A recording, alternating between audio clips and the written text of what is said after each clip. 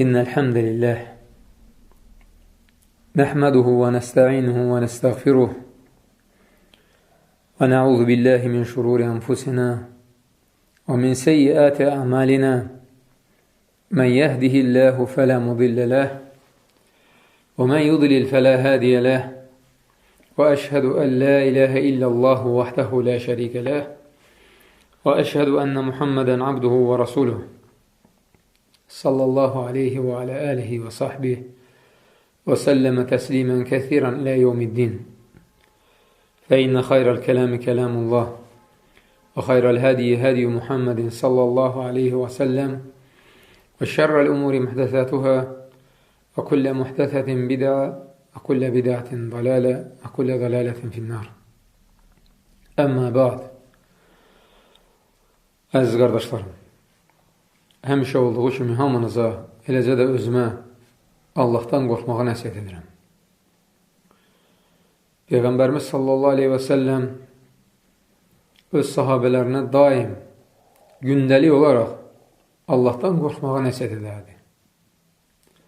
Hətta bir gün sahabələrindən biri Əbu Səid el-Xudri radiyallahu anh gəlir, deyir, ya Rasulullah, mənə nəsihət et. Rasulullah sallallahu aleyhi və səlləm də buyurur, sənə Allahdan qorxmağa nəsihət edirəm. Çünki Allahdan qorxmaq bütün xeyirli işlərin başıdır. Bu nə deməkdir, qardaşlar? Yəni, əgər insanda Allah qorxusu olmazsa, onun qıldığı namaz, tutduğu oruc, verdiyi zəkat və digər ibadətləri qəbul olmaz.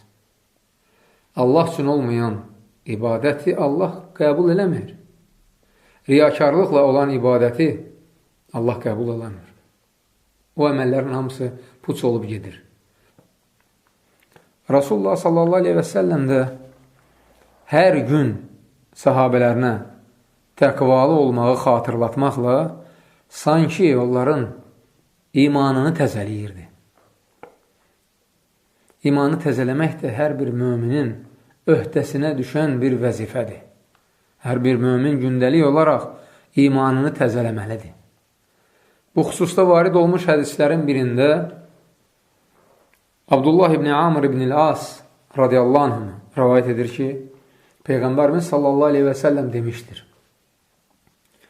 Birinizin əynindəki libası köhnəldiyi kimi, qəlbindəki imanı da köhnəlir. Odur ki, Allahdan qəlbinizdəki imanı təzələməyi diləyin. Bu möhtəşəm hədisdən açıq aydın görünür ki, iman köhnəlməyə məhkumdur. Onu başlı-başla buraxsan, köhnələcək. Hətta aradan da qalxa bilər. İmanı itirə də bilərsən. Allah qorusun. Allah Subhanahu Quran-ı Kərimdə buyurur, biz onların qəlblərini və gözlərini elə tərsinə çevirərik ki, sanki heç iman gətirməmişlər. İmanı təzələməsən, iman əldən gedə bilər. Köhnəlib, əldən gedə bilər. Odur ki, əmr formasında Peyğəmbərimiz sallallahu aleyhi və səlləm buyurur ki, fəsəlu, Allahdan qəlbinizdəki imanı təzələməyi diləyin. Sahabələr də daim Allaha yalvarıb deyərdilər. Nəsəlullaha ən yücəddidəl imanə fi qulubina. Allahdan qəlbimizdəki imanı təzələməyi diləyirik. Bugün biz sizə imanı təzələməyin yollarından danışacağıq. Nə edək ki, imanımız təzələnsin? Əgər bu yolların hamısına əməl etsək, xoş bizim halımıza. Birincisi, özündən daha savadlı, böyük alimlərlə məsləhətləşmək, onların elmindən bəhrələnməkdir. Allah Subhanahu wa Ta'ala Quran-ı Kərimdə əmr formasında buyurur ki, fəsəlu əhlə zikri in kuntum la ta'lamun. Bilmədiyinizi bilənlərdən soruşun. Diqqət edin bu rəvayətə. Möhtəşəm rəvayətdir. Bir gün Hanzalə Əl-Əsədi radiyallahu anhu ağlaya-ağlaya gəlib Abu Bakr radiyallahu anh'ın yanından keçir. Peyğəmbər sallallahu aleyhi və səlləmin yanına gedirmiş. Abu Bakr radiyallahu anh onun ağladığını görür və soruşur.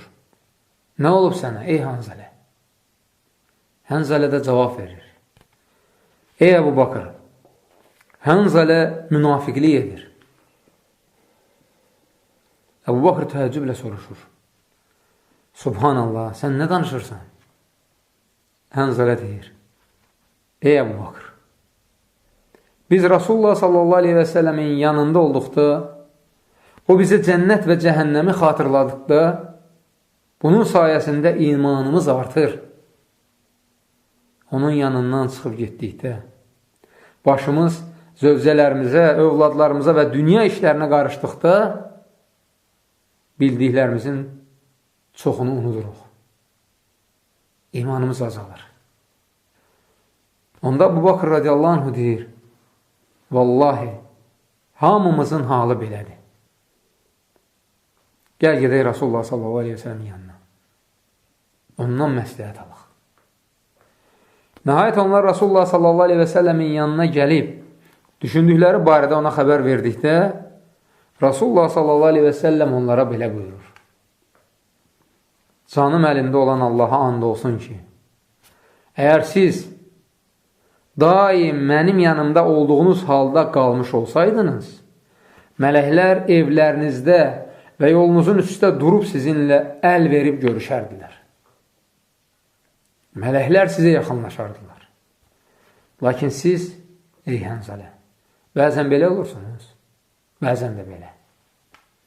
Rasulullah sallallahu aleyhi və səlləm demək istəyir ki, Peyğəmbərlərdən fərqli olaraq insanların arasında olan möminlərin imanı bəzən artır, bəzən azalır. Peyğəmbərlərdən fərqli olaraq. Peyğəmbərlərin imanı daim artır. Sıravi insanların, möminlərin imanı artır, azalır. Demək, imanı təzələmək üçün haqq yolda olan alimlərdən nəsihət almaq, onlarla məsləhətləşmək gərəkdir. Onların kitablarını oxumaq, onların verdiyi xütbələri dinləmək gərəkdir. O zaman iman təzələnir. Onlar sənə bilmədiklərini öyrədirlər. İkinci, imanı təzələməyin yolu savadlı mömin qardaşlarınla oturub dini məsələləri müzakirə etməkdir. Sən ona bilmədiyini danışacaq, o da sənə sənin bilmədiyini danışacaq. Beləliklə imanınız təzələnəcək. Baxın, görün kim öz imanını təzələmək üçün qardaşlarını başına toplayırmış. Ömər ibn Xattab radiyallahu anh xəlifə olduğu dövrdə böyük sahabələrə, yaşlı sahabələrə deyərmiş ki, gəlin, oturaq, imanımızı təzəliyək. Görün, bunu kim deyir? Cənnətlə müjdələnmiş ikinci xəlifə. O səhabə ki, şeytan onu görəndə yolunu dəyişib başqa yolla gedirdi. Təqvanın, imanın gücünə baxın. Şeytan ona yaxınlaşmaqdan çəkinirdi. Demək, imanı təzələmək üçün mütəmadi olaraq savadlı insanların bir yerə yığışıb Allahın və Peyğəmbərinin dediklərini müzakirə etməsi gərəkdir. Üçüncü, imanı təzələməyin yolu duadır. Bayaq dedim ki, sahabələr daim Allahdan imanlarının təzələnməsini diləyərdilər. Və bu xüsusda ayrıca dualar var. Bu duaları Abdullah ibn Məsud radiyallahu anh vaxtında edib və bu dualar sünnə kitablarına sünnə olaraq həkk olunub. Çünki Rasulullah sallallahu aleyhi və səlləm bu duaları ondan eşitdikdən sonra onları təsdiqləyib. Bir gün Peyğəmbər sallallahu aleyhi və səlləm Əbu Bakır və Ömər radiyallahu anhuma məscidin yanından keçirlərmiş. Həmin vaxt İbn Məsud radiyallahu anh məscidin içində namaz qılırmış. Gecə namazını. Və namaz əsnasında Allaha dua edir. Həmin vaxt Peyğəmbər sallallahu aleyhi və səlləm asta səslə deyir, istə, sənə istədiyin veriləcək. İbn Məsud radiyallahu anh da namazda dua edir. Əbu Bakır və Ömər radiyallahu anhaya maraqlı olan o idi ki, o nə istədi? Axı Peyğəmbər sallallahu aleyhi və səlləm dedi, istə, sənə istədiyin veriləcək. O nə istədi? Ona istədiyi verildi. Gedək öyrənək, biz də onu Allahdan istəyək, bizə də Allah istədiyimizi versin. Və təbii ki, birinci Əbu Bakır qabaqlayır Öməri, gəlir, soruşur, dalaycan da Ömər gəlir, soruşur İbn Məsuddan ki, sən nə istədin Allahdan? İbn Məsud radiyallahu anh deyir, mən dua edib dedim, Allahümmə inni əsəlükə imanən lə yərtəd və nəimən lə yənfəd və murafəqətə nəbiyyikə sallallahu aleyhi və səlləmə fi ə'lə cənnətil xuld. Allahım, səndən dəyişməyən iman, tükənməyən nemət və ən yüksək cənnətdə Peyğəmbərinin sallallahu aleyhi və səlləmin yanında olmağı diləyirəm. Möhtəşəm duadır, qardaşlar. Bunu əzbərləyin. Gündəlik olaraq Allaha yalvarın deyin. Hamımızın adından Allaha dua edib deyirəm. Allahümmə innə nəsəlükə imanən lə yərtəd və nəimən lə yənfəd və murafəqətə nəbiyyikə sallallahu aleyhi və səlləmə fi ə'lə cənnətil xuld. Bu möhtəşəm sahabənin o biri duasında görün nə deyir?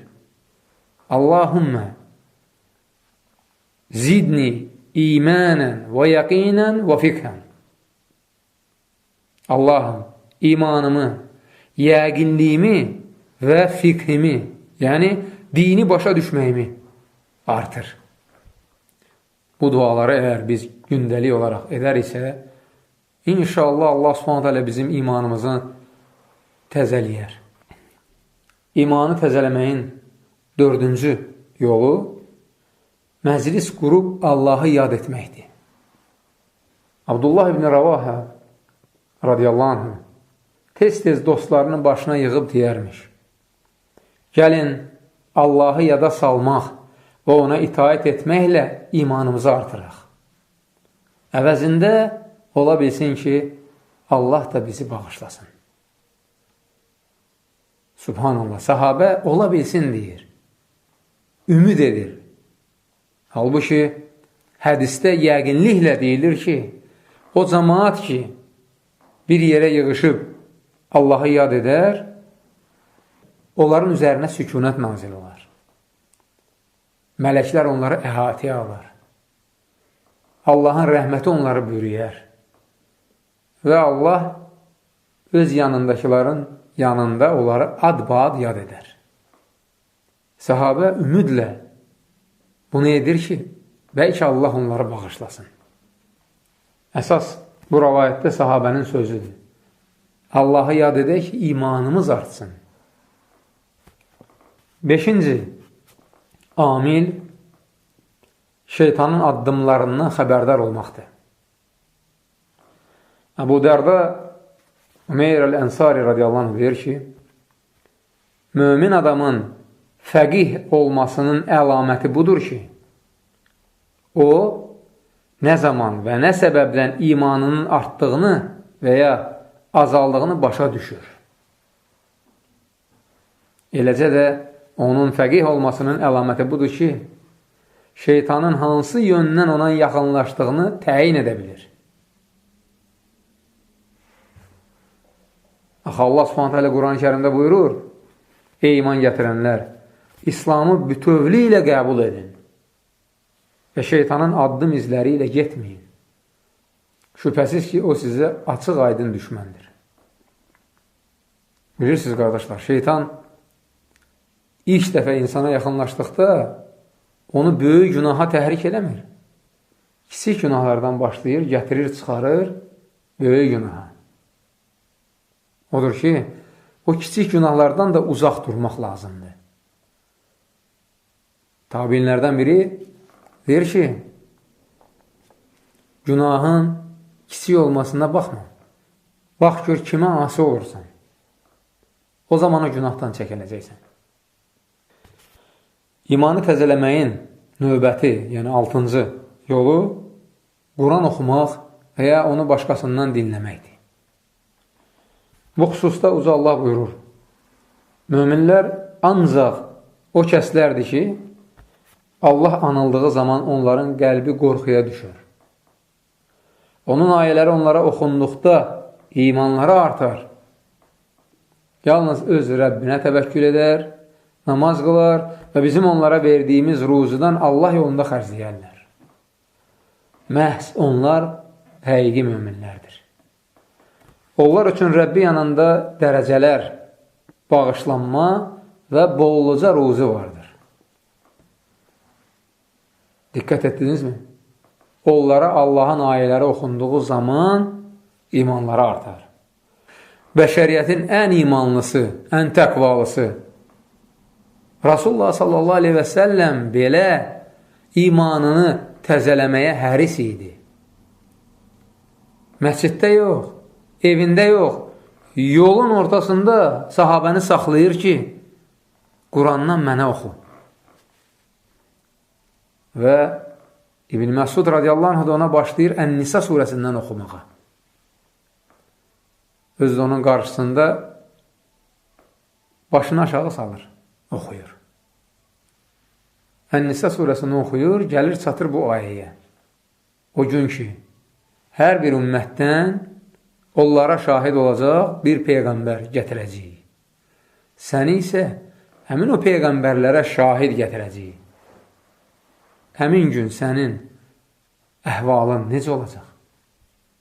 Bu ayə açıq aydın Rasulullah sallallahu aleyhi və sələmin üstünlüyündən xəbər verir. Peyğəmbərlərin hamısından üstündür. Bu ayəni oxuduqda Rasulullah sallallahu aleyhi və sələm deyir, dayan. İbn Məsud radiyallahu anh deyir, dayandım, başımı qaldırıb, gördüm ki, Rasulullah sallallahu aleyhi və sələm ağlayır. Diqqət edirsinizmi? İman təzələndi. İbn Məsud radiyallahu anh'ın gözəl qirayəti ona təsir etdi. İmanını təzələdi. Hətta ağladı. Cündəb İbni Abdullah Əl-Bəcəli radiyallahu anh deyir ki, biz Peyğəmbər sallallahu aleyhi və səlləmin yanına gedib iman gətirdik. Sonra isə ömrümüzün sonuna dək Allahın kitabını oxuyub içindəkilərə əməl etməklə imanımızı artırmaqla məşğul olmağa başladıq.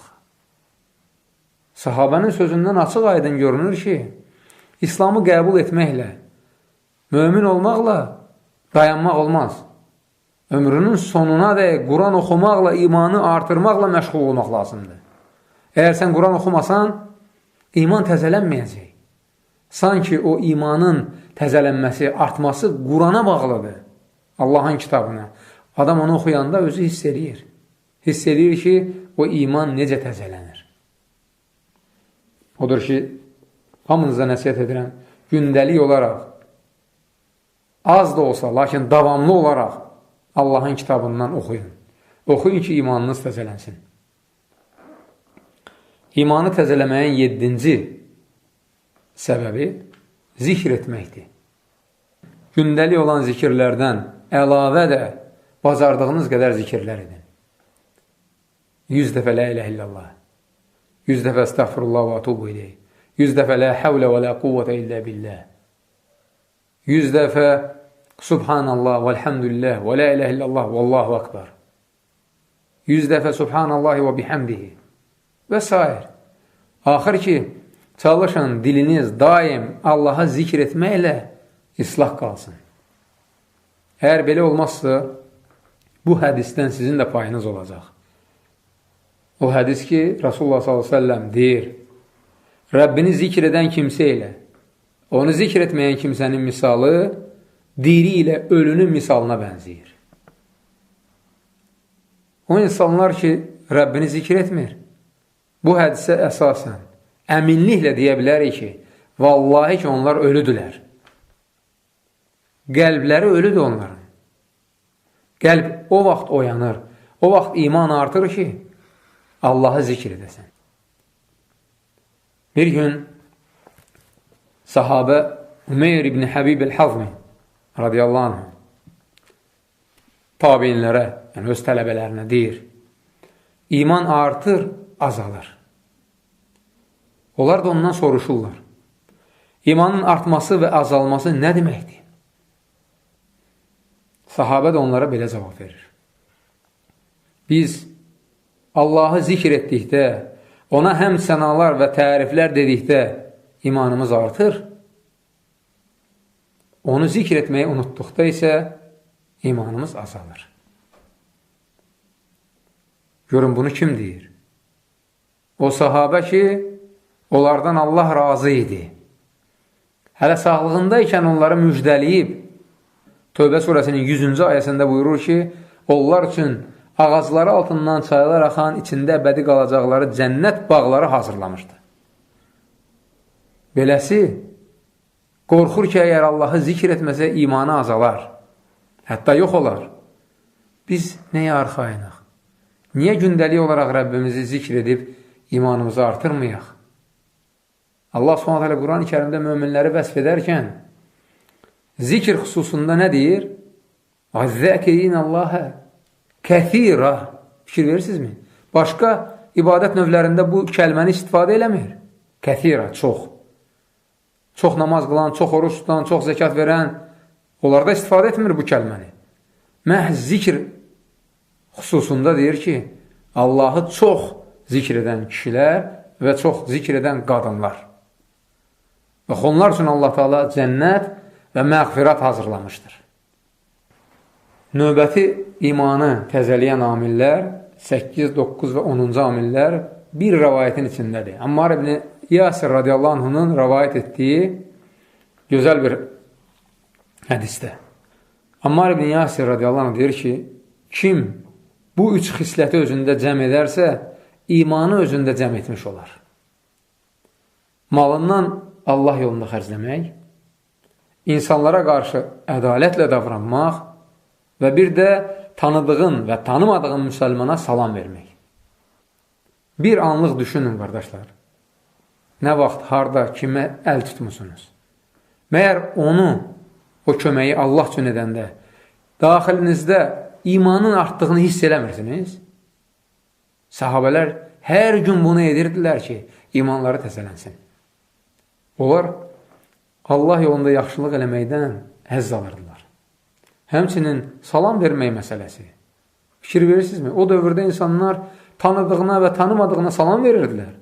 Lakin qiyamətin əlamətlərindəndir. Peyğəmbər sallallahu aleyhi ve sellem deyir, vaxt gələcək, adam ancaq tanıdığına salam verəcək. Hətta bəzən biri o birisinə salam verəcək, o da təəccüblə deyəcək ki, bu mənə niyə salam verir? Bütün bunlar qiyamətin əlamətlərindəndir. Və bir də ədalətlə davranmaq. Ədalətlə davranmaq hər kəsə nəsib olmur. Allah Subhanahu Quran-ı Kərimdə Əl-Maidə surəsində deyir ki, ey iman gətirənlər, Allah üçün ədalətli şahidlər olun. Sonda, qardaşlar, hamımızın adından Allaha dua edib deyirəm, Allahım, bizə dəyişməyən iman, tükənməyən nimətlər və cənnətin ən yüksək təbəqəsində Peyğəmbərin Muhammed sallallahu aleyhi və səlləm ilə bir yerdə olmağı nəsib et. Həmçinin ismətli dinimizi, yaşadığımız dünyamızı və qayıdacaq axirətimizi bizim üçün islah et. Həyatımızı hər bir xeyirli iş üçün artır, ölümümüzü də hər bir şər əməldən qurtulmaq üçün rahatlıq vasitəsi et. Subhanəkəllahumma və bihamdik, əşhədu ən la iləhə illə ənd, əstəğfiruka və ətubu iləyik.